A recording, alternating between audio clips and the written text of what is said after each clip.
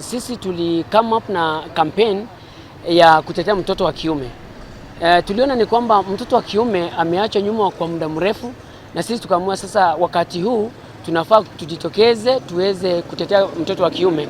Katika jamii tunapata kwamba mtoto wa kike ndiye anaangaliwa sana.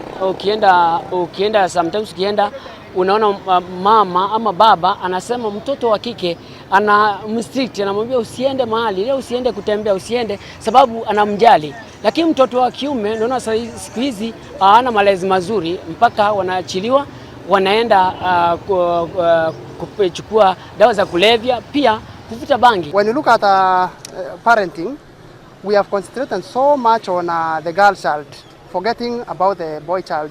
We have assumed that a boy child is able to survive on himself. Likewise, the government has done the same and has taken a lot of concentration to the girl child. Look at the Women Enterprise Fund. There is nothing of the kind to the men. So the concentration from the family setup to the government is all on the girl child. So we have left behind the boy child, and this one has now taken up the society. So we are thinking that tomorrow we may have no society.